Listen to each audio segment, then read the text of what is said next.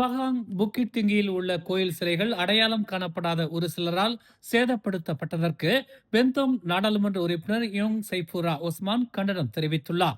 இது என்னுடைய தொகுதி. இங்கே எந்த கோயிலும் உடைபடக்கூடாது என்பதில் நான் உறுதியாக இருக்கிறேன்.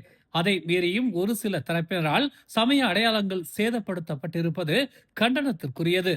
என்னுடைய தொகுதியில் இது போன்ற கீழ்த்தரமான செயல்களில் ஈடுபடாதீர்கள். அதற்கான விளைவுகள் கடுமையாக இருக்கும் என்று அவர் எச்சரிக்கை விடுத்தார்.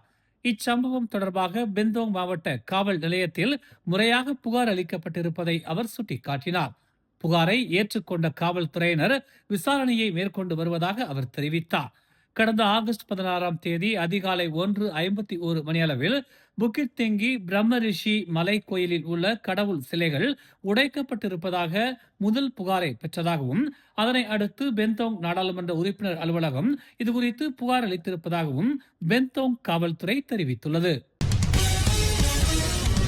மலேசிய இந்தியர்கள் எதிர்நோக்கும் பிரச்சனைகள் குறித்து 19 இந்திய இயக்கங்களிடம் முன்னாள் பொருளாதார துறை அமைச்சரும் பர்சாமா கட்சியின் தலைவருமான டதஸ்ரீ ரவிஜி ரம்லி சிறப்பு சந்திப்பை நடத்தி இருப்பதாகவும், அதிர்ச்சியூட்டும் பல்வேறு தரவுகள் விவாதிக்கப்பட்டதாகவும் டிஏபி கட்சியின் முன்னாள் நாடாளுமன்ற உறுப்பினர் சார்லஸ் சந்தியாகோ தெரிவித்துள்ளார்.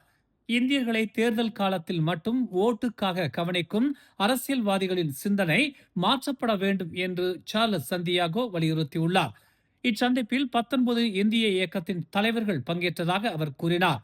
இந்திய தொழிலாளர்களில் 50 விழுக்காட்டினர் 2600 ரிங்கிட்டுக்கும் குறைவாக சம்பாதிக்கின்றனர் என்றும், பல்வேறு குற்றங்களுக்காக 22 விழுக்காட்டினர் சிறையில் இருப்பதாகவும், 22 விழுக்காட்டினர் மரண தண்டனையை எதிர்நோக்குவதாகவும் அந்த சந்திப்பு கூட்டத்தில் தரவுகளுடன் விவாதிக்கப்பட்டதாக சார்லஸ் சந்தியாகோ கூறினார். குறிப்பாக வேலை வாய்ப்புகளில் 9 விழுக்காட்டு இந்தியர்கள் மட்டுமே தேர்வு பெறுவதாகவும், சீனர்கள் 33 விழுக்காடு, மலாய்க்காரர்கள் அதிகமாக இருப்பதையும் தரவுகள் குறிப்பிடுவதாக சார்லஸ் சந்தியாகோ கூறினார். இந்த நிலை நீடித்தால் இந்தியர்களின் எதிர்காலம் பெருமளவில் பாதிப்பை ஏற்படுத்தும் என்று அவர் சுட்டிக்காட்டினார். இந்த சிக்கல்களுக்கு அரசாங்கத்தின் சிறப்பு நிதி ஒதுக்கீடுகளுடன் நீண்ட கால வளர்ச்சிக்கான திட்டங்கள், அமைச்சரவையில் இந்தியர் நல பிரிவுகள் என்பன உருவாக்கப்பட வேண்டும் என்றும் இச்சந்திப்பு கூட்டத்தில் கோரிக்கைகள் முன்வைக்கப்பட்டதாக சார்லஸ் சந்தியாகோ தெரிவித்தார். ஓம்ஸ் அறவாரியத்தின் ஆதரவில் மலர் டிவி வழங்கும் திரையிசை கண்ட இலக்கியம் 2026 எனும் மாபெரும் போட்டியில் 150க்கும் மேற்பட்ட போட்டியாளர்கள் பங்கேற்ற நிலையில் இப்போட்டிக்கான மாபெரும் இறுதி சுற்று வரும் ஆகஸ்ட் 29ஆம் தேதி சனிக்கிழமை பெட்டாலிங் ஜெயா சிவிக் சென்டரில் மதியம் 1 மணி தொடங்கி இரவு 7 மணி வரை நடைபெற உள்ளது. இந்நிலையில் இப்போட்டியில் இறுதி சுற்றுக்கு தேர்வான போட்டியாளர்களின் பெயர்களை மலர் டிவி நேற்று அதிகாரப்பூர்வமாக வெளியிட்டது. 2 பிரிவுகளாக நடத்தப்பட்ட இப்போட்டியில் பங்கேற்றவர்களில் ஒவ்வொரு பிரிவுக்கும் 10 பேர் என மொத்தம் 20 பேர் இறுதி சுற்றுக்கு தேர்வாகி உள்ளனர். அவர்கள் அனைவரும் ஆகஸ்ட் 29ஆம் தேதி சிவிக் சென்டரில் நடைபெறும் பிரம்மாண்ட விழாவில் தாங்கள் கண்ட திரை இசை இலக்கியத்தை நயம்பட உரைப்பார்கள். 2 பிரிவுகளிலும் வெற்றி பெறும் போட்டியாளர்களுக்கு முதல் பரிசு 5000 வெள்ளி ரொக்கம் மற்றும் தங்க பதக்கம், 2வது பரிசு 3000 வெள்ளி ரொக்கம் மற்றும் தங்க பதக்கம், 3வது பரிசு 1500 வெள்ளி ரொக்கம் மற்றும் தங்க பதக்கம் வழங்கப்படுகிறது. அதோடு தமிழ் சாதனையாளர் ஒருவருக்கு சிறப்பு விருதும் வழங்கப்படுகிறது.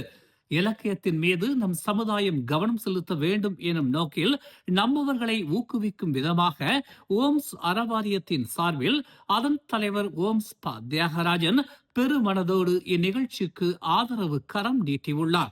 தரமான சமுதாயமாக நம் மக்கள் தொடர்ந்து மிளிர நம் ஒவ்வொருவரின் ஆதரவும் மிக அவசியம். எனவே பொதுமக்கள் தவறாது இந்நிகழ்வில் கலந்து கொண்டு நமது வெற்றி செல்வங்களை உற்சாகப்படுத்துங்கள். வாருங்கள், திரை இசை இலக்கியத்தை ரசித்து ருசிப்போம். தேசிய குடிநுழைவு துறையினர் நேற்று இரவு கோலாலம்பூர் ஜலான் கூச்சாய் லாமா வணிக வளாகத்தில் மேற்கொண்ட சோதனையில் பாலியல் தொழிலில் ஈடுபட்டதாக நம்பப்படும் வெளிநாட்டு பெண்களும் வளாக பாதுகாவலர்கள் என நம்பப்படும் வெளிநாட்டு ஆடவர்களும் கைது செய்யப்பட்டுள்ளனர். இரவு 10:50 மணிக்கு தொடங்கிய இந்த சோதனையில் தம்பதியர் என நம்பப்படும் தாய்லாந்து நாட்டு பெண்ணும், பங்களாதேஷ் ஆடவரும், உள்ளூர் ஆடவர் ஒருவருடன் 3 மியான்மர் ஆடவர்களும் 20 வெளிநாட்டு பெண்களும் கைது செய்யப்பட்டிருப்பதாக தேசிய குடிநுழைவுத்துறை தெரிவித்துள்ளது.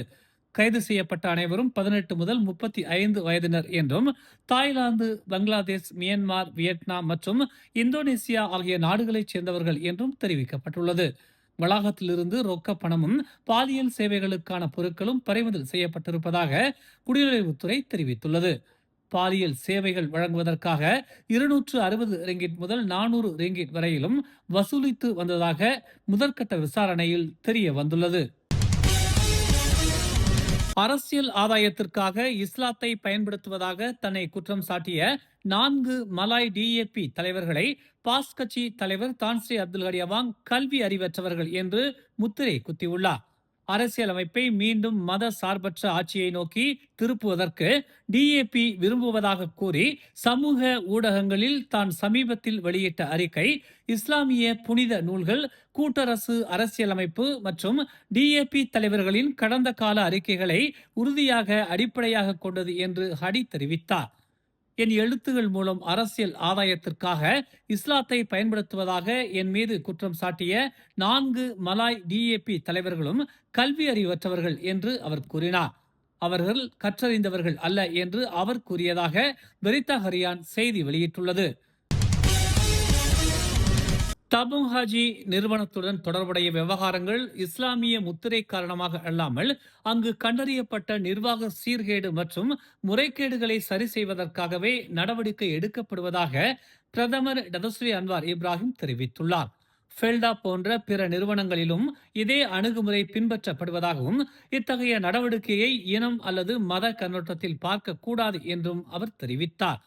முக்கியமாக மலாய் முஸ்லிம் அமைப்புகளுக்கு எதிராகவே நடவடிக்கை எடுக்கப்படுவதாக சில இஸ்லாமிய கட்சி தலைவர்கள் தெரிவித்து வருகின்றனர். பிரச்சனைகள் கண்டறியப்பட்டால் நாங்கள் நடவடிக்கை எடுப்போம், இதை ஒரு இன அல்லது மத பிரச்சனையாக ஆக்காதீர்கள் என்று அவர் இன்று ஃபெல்டாவின் உயர் நிர்வாகத்தினருடனான ஒரு நிகழ்ச்சியில் கூறினார். அன்வார் யாரையும் பெயர் குறிப்பிடவில்லை என்றாலும் மலாய் முஸ்லிம்களுக்கு கெட்ட பெயரை ஏற்படுத்துவதற்காகவே தபோங்ஹாஜியில் நடக்கும் முறைகேடுகள் குறித்த பிரச்சனை பெரிதுபடுத்தப்படுகிறது என்று பாஸ் கட்சியின் தலைவர் தான்ஸ்ரீ அப்துல் கடி அவாங் கூறியதை தொடர்ந்து அன்வாரது இந்த கருத்துகள் வெளிவந்துள்ளன. மலாக்காவில் நடைபெறவிருக்கும் மாநில தேர்தலுக்காக பரிகாத்தான் நேஷனலுடன் கூட்டணி அமைப்பது குறித்து பரிசான் நேஷனலின் தலைமைக்குள் பிளவு ஏற்பட்டுள்ளதாக பாஸ் கட்சி தலைவர் தான்ஸ்ரீ அப்துல் கடி அவாங் தெரிவித்துள்ளார். இருப்பினும் இரு கூட்டணிகளுக்கும் இடையே ஒரு உடன்பாடு எட்டப்படும் என்பதில் தாம் நம்பிக்கையுடன் இருப்பதாக அவர் கூறினார்.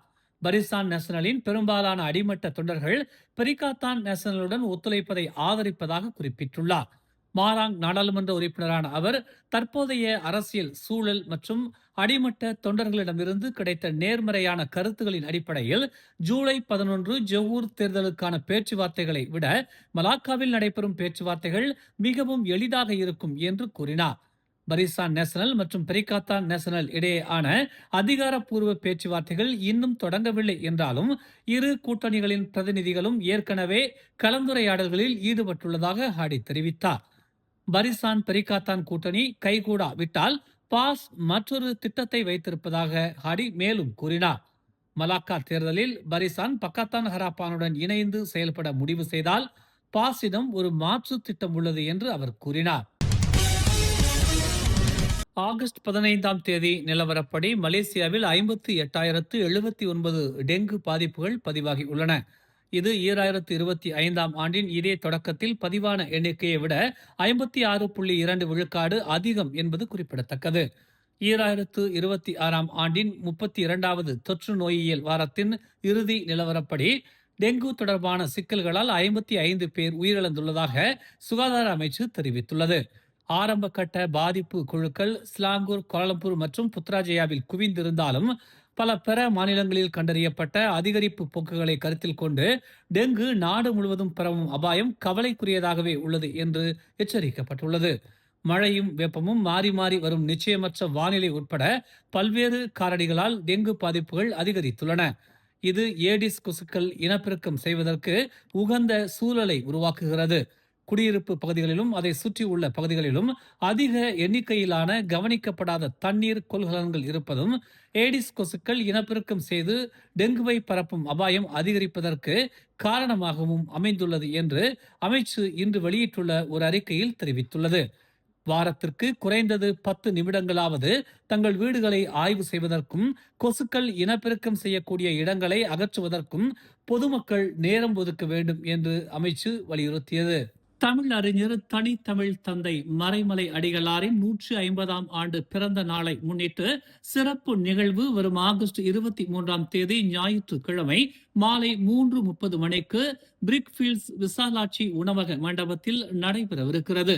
இந்நிகழ்வில் மறைமலை அடிகளாரின் பெயரன் மறைதிரு தாயுமானவன் எழுதிய தனித்தமிழ் தந்தையின் வரலாற்று சுவடுகள் எனும் நூலும் வெளியீடு காண்கிறது. ஓம்ஸ் அறவாரியத்தின் ஆதரவில் நடைபெறும் இந்த நிகழ்வில் ஓம்ஸ் அறவாரிய தலைவர் ஓம்ஸ் ப தியாகராஜன் சிறப்பு வருகை மேற்கொண்டு நூலினை வெளியீடு செய்து வைக்கிறார். மேலும் பல முக்கிய பிரமுகர்களும் கலந்து கொண்டு சிறப்பிக்கின்றனர். தமிழ் ஆர்வலர்கள் இந்நிகழ்வில் கலந்து கொள்ளுமாறு கேட்டுக் கொள்ளப்படுகிறார்கள். வணக்கம். நான் தனித்தமிழ் இயக்க தந்தை மறைமலையடிகளார் பன்முக மொழி அறிஞருமான மறைமலையடிகளாரின் பெயரன் மறை திரு தாயுமானவன் வருகிற 23 ஆகஸ்ட் ஞாயிற்றுக்கிழமை அன்று விசாலாட்சி விடுதி பிரிக்ஃபீல்டு கோலாலம்பூரில் இருக்கிற விடுதியிலே தனித்தமிழ் தந்தையின் வரலாற்று சுவடுகள் என்ற நூல் செந்தமிழ் காவலர் ப தியாகராஜன் அவர்கள் வெளியிட்டு சிறப்புரை நிகழ்த்த இருக்கின்றார்கள். அந்த நிகழ்விலே பல அறிஞர் பெருமக்களும் அடிகளாறு பற்றிய தமிழ் தொண்டையும் அவரை பற்றிய அந்த நூலை பற்றி ஆய்வும் செய்கிறார்கள். நீங்கள் அனைவரும் இந்த நிகழ்ச்சியில் கலந்து கொண்டு தமிழ் சுவை பருக வேண்டும் என்று மறைமலையடிகள் கல்வி அறக்கட்டளையின் சார்பாக தமிழன்புடன் கேட்டுக்கொள்கிறேன். மேலும் செய்திகளை தெரிந்து கொள்ள தமிழ் மலர் இணையதளம், தமிழ் மலர் செயலி மற்றும் மலர் டிவி யூடியூப் சேனலை வலம் வாருங்கள். எங்களோடு இணைந்திருக்க மலர் டிவியை பதிவு செய்து கொள்ளுங்கள். உறவுகள் மகிழ்ந்திட விருப்பம் மற்றும் பகிர்வு சேவையை சொடுக்கிடுங்கள்.